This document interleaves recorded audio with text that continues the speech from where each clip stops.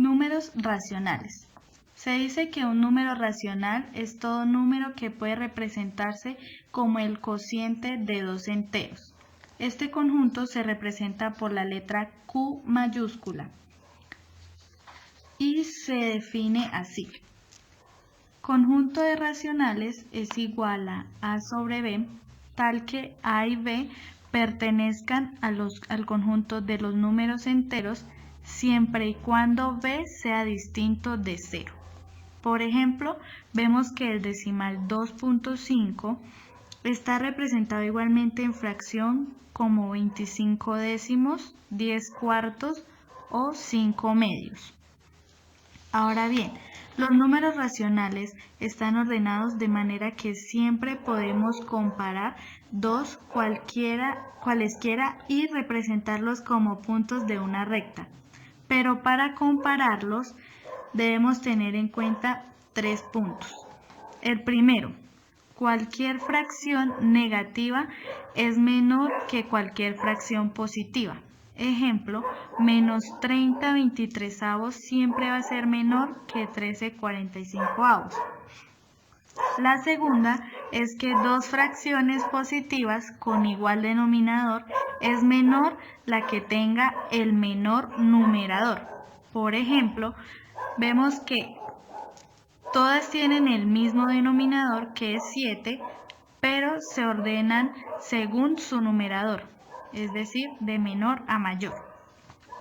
El tercero dice que dos fracciones negativas con igual denominador es menor la que tenga el numerador con mayor valor absoluto, que quiere decir el número que esté más cerca al 0.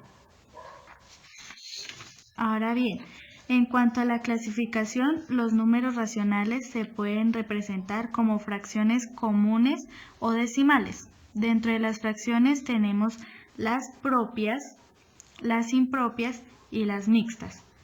Las propias son aquellas donde el denominador es mayor que el numerador. Ejemplo, 4 décimos. En las impropias, el denominador es menor que el numerador. Y en las mixtas tenemos una parte entera y una fraccionaria, es decir, 3 enteros, 1/4. Los decimales también se clasifican en finitos e infinitos. Los finitos son aquellos que poseen un número determinado de dígitos después de la coma, es decir, 1,875. Los infinitos es todo lo contrario y también encontramos los periódicos que son, por ejemplo, 3,222, etc. O los semiperiódicos como 0,53, 111, etc. En cuanto a sus operaciones, encontramos la resta y aquí analizamos desde dos puntos de vista. El primero es cuando poseen el mismo denominador.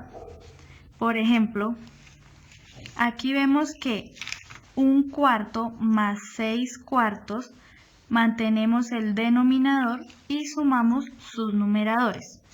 Igualmente pasa cuando restamos. Desde el segundo caso vemos cuando tienen un distinto denominador. Es decir, aquí se hace una equivalencia y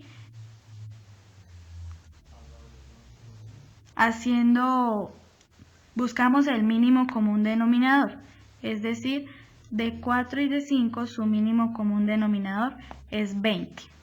Y aquí vamos a multiplicar en x para poder sumar los numeradores, es decir, 3 por 5, 15 y 4 por 1, 4, dándonos así 19/20. Igual pasa en la resta. En cuanto a sus propiedades, encontramos la conmutativa. Aquí el orden de los sumandos no altera el resultado. Ejemplo, es lo mismo decir 12/11 más 9 cuartos que 9 cuartos más 12/11. Siempre nos dará el mismo resultado. En cuanto a la asociativa, es cuando tenemos varios sumandos y los podemos agrupar en cualquier orden. Quiere decir, que tenemos la agrupación de 1/4 más 3/5 menos 2/7, que nos daría 79 sobre 140. Y sería lo mismo que decir 1/4 más la agrupación de 3/5 menos 2/7. Nos dará siempre el mismo resultado.